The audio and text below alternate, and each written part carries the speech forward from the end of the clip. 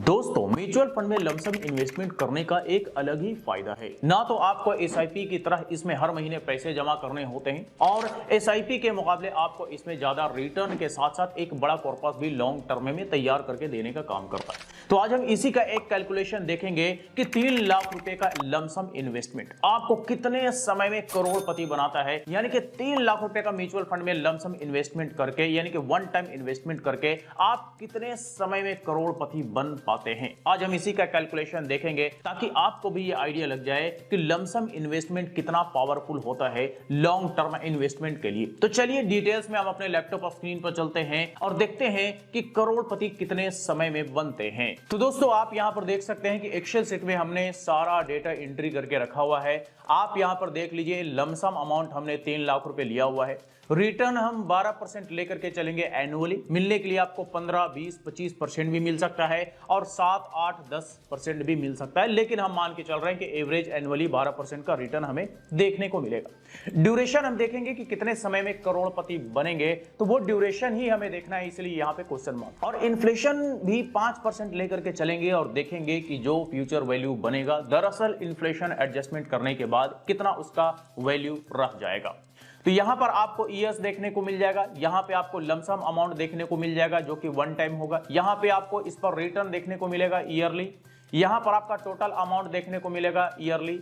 यहां पर कितना गुना आपका पैसा बन रहा है हर 5 साल के अंतराल पे ये देखने को मिलेगा। और यहां पर आपको इन्फ्लेशन एडजस्टमेंट करने के बाद हर 5 साल के अंतराल पे क्या आपके पैसे का वैल्यू रह जाता है, ये आपको देखने को मिलेगा। पहला साल देखते हैं कि 3 लाख रुपए का वन टाइम इन्वेस्टमेंट यानी कि लमसम इन्वेस्टमेंट किया जा चुका है म्यूचुअल फंड में। इस पर पहले साल का रिटर्न जो बनता है वो 36,000 रुपए बनता है। टोटल अमाउंट हो जाता है 3,36,000 रुपए। अगर आप देखेंगे इन्फ्लेशन एडजस्टमेंट करने के बाद तो इसका वैल्यू 1 साल बाद जो है वो 3,20,000 रुपए रह जाता है। अब आइए 5वां साल देखते हैं। तो 5वां साल जो वन टाइम इन्वेस्टमेंट हुआ था उस पर रिटर्न 56,647 रुपए होता है। टोटल आपका अमाउंट बन जाता है 5,28,703 रुपए। यानी कि आपका जो पैसा है, यानी आपका जो इन्वेस्टमेंट है, उसका 2 गुना आपका कॉर्पस 5 साल में यहां पे म्यूचुअल फंड ने बना करके देने का काम किया है। अगर इन्फ्लेशन एडजस्टमेंट करने के बाद टोटल अमाउंट का वैल्यू आप 5 साल बाद देखेंगे तो 4,16,302 रुपए रह जाता है। आइए अब 10वां साल देखते हैं। जैसे जैसे समय बढ़ता जाएगा वैसे वैसे आपको यहां पे पावर ऑफ कंपाउंडिंग का तगड़ा इफेक्ट भी देखने को मिलेगा। कैसे, आप देखते रहिए। 10वां साल अगर आप देखेंगे, वन टाइम इन्वेस्टमेंट जो हुआ है उस पर आपको 99,831 रुपए का रिटर्न देखने को मिलता है। टोटल आपका कॉर्पस बन जाता है 9,31,755 रुपए। यानी कि आपके इन्वेस्टमेंट का 3 गुना कॉर्पस यहां पे 10 साल में तैयार हो चुका है। इन्फ्लेशन एडजस्टमेंट करने के बाद जो आपका कॉर्पस है उसका वैल्यू 10 साल बाद रह जाता है 5,75,157 रुपए। अब आइए 15वां साल देखते हैं।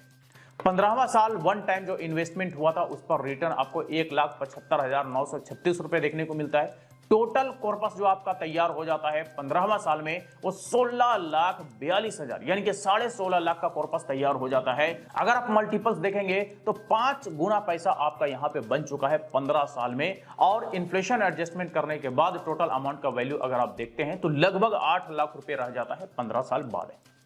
अब आइए 20वां साल देखते हैं। 20वां साल जो वन टाइम का इन्वेस्टमेंट हुआ था उस पर रिटर्न आपको 3,10,000 रुपए, यानी कि जितना का इन्वेस्टमेंट उतना ही आपको 20वां साल रिटर्न देखने को मिल रहा है। टोटल अगर आप अमाउंट देखेंगे तो 28,93,000 यानी कि राउंड फिगर में हम 29 लाख रुपए का टोटल कॉर्पस कह सकते हैं 20 साल में तैयार हो चुका है।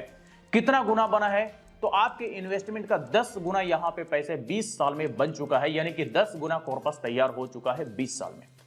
अब ये जो अमाउंट है, टोटल अमाउंट, इसका वैल्यू 20 साल बाद क्या रह जाता है इन्फ्लेशन एडजस्टमेंट करने के बाद, तो ये 10,92,000 यानी कि लगभग 11 लाख रुपए इसका वैल्यू रह जाता है इन्फ्लेशन एडजस्टमेंट करने के बाद। अब आइए 25वां साल देखते हैं। 25वां साल अगर आप देखेंगे तो वन टाइम का जो इन्वेस्टमेंट था उस पर रिटर्न आपको 5,46,000 यानी कि 5.5 लाख रुपया देखने को मिल रहा है।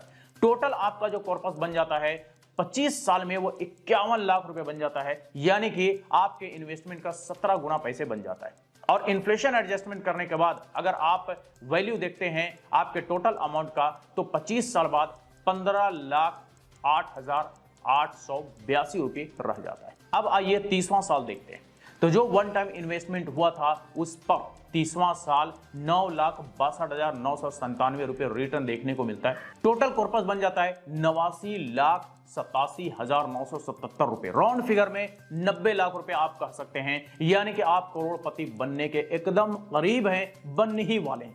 और आपके इन्वेस्टमेंट का 30 गुना यहां पे पैसा 30 साल में बन जाता है। इन्फ्लेशन एडजस्टमेंट करने के बाद इसका वैल्यू देखेंगे तो 20,80,000 रुपए मात्र रह जाता है। अब आइए 31वां साल देखिए।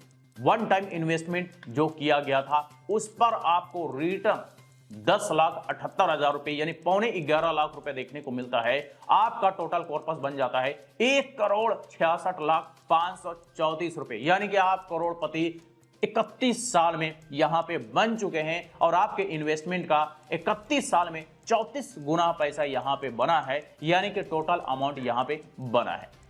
तो हम ये कह सकते हैं कि 31 साल में आपका जो 3 लाख रुपए का लमसम इन्वेस्टमेंट था वो 31 साल में आपको करोड़पति बनाता है, यानी कि 1 करोड़ रुपए से भी ज्यादा का कॉर्पस तैयार करके देने का काम करता है। साथ ही साथ 4-5 साल आगे का भी अगर आप देखेंगे 35वें साल का, तो आप देख लीजिए 35वें साल आपका जो रिटर्न मिलता है वो मिलता है लगभग 17 लाख रुपए और टोटल कॉर्पस बन जाता है लगभग 1.5 करोड़ रुपए। 1,60,00,000 रुपए के आसपास यहाँ पे टोटल कॉर्पस बनता है, जो कि 53 गुना होता है आपके इन्वेस्टमेंट का। और महंगाई एडजस्टमेंट करने के बाद जो ये टोटल अमाउंट है इसका वैल्यू रह जाता है मात्र 36,66,000 रुपए, यानी कि 36.5 लाख रुपए आप कह सकते हैं। तो दरअसल ये है लमसम का पावर कि एक बार का आपका इन्वेस्टमेंट कैसे लॉन्ग टर्म में आपको करोड़पति बना सकता है। अब आप करोड़पति तो 31 साल में बन गए जरूर, लेकिन इस पर आपको कुछ खर्चे देने होते हैं जो कि आपको ध्यान में रखना होता है। तो क्या क्या खर्चे हैं देख लीजिए।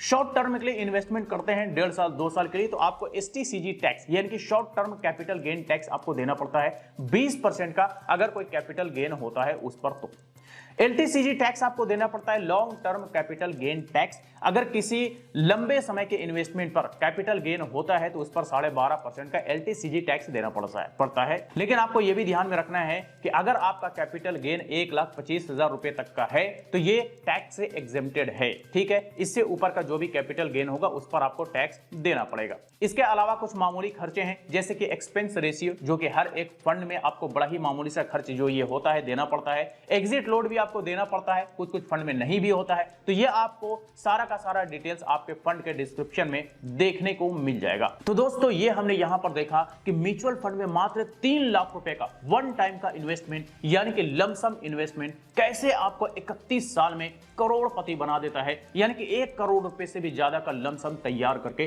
दे देता है। अब आप में से कई सारे लोगों के मन में यह सवाल आएगा कि भाई अगर हम अभी इन्वेस्टमेंट करें अगले 30 साल बाद जीवित रहे ना रहे, तो देखिए भाई जीवित रहे ना रहे इसकी गारंटी तो कोई नहीं लेता, बल्कि कोई कल की गारंटी नहीं लेता। 30-31 साल तो बहुत लंबी बात हो गई। तो भाई अगर ऐसा ही सोच है तो फिर कुछ ना करो, ना काम करो, ना घर बनाओ, ना खेत लो, ना जमीन लो, क्योंकि भाई तुम रहोगे नहीं तो ना जमीन तुम्हारे काम का, ना घर तुम्हारे काम का, ना पैसा तुम्हारे काम का। तो अगर ऐसा सोच है तो कुछ मत करो। लेकिन इस सोच के इतर भी कई सारे लोग काम करते हैं। कई लोग प्रॉपर्टी बनाते हैं, घर बनाते हैं, जमीन खरीदते हैं। उन्हें पता होता है कि ये हमारे काम जितना आए बात अलग है, बाद में हमारे बच्चों का काम आएगा। तो दरअसल ये जो हमने करोड़पति बनने का कैलकुलेशन यहां पर देखा, दरअसल ये आपके काम आए या ना आए, ये आपके बच्चों के लिए जरूर काम आ जाएगा। तो ये था कैलकुलेशन कि मात्र 3 लाख रुपए का वन टाइम का इन्वेस्टमेंट कैसे आपको लॉन्ग टर्म में करोड़पति बना देता है, यानी कि 1 करोड़ रुपए से भी ज्यादा का कॉर्पस आपको तैयार करके देने का काम करता है। तो बस यही कुछ था आज के इस वीडियो में। इससे रिलेटेड अगर फिर भी कोई सवाल हो, क्वेरी हो,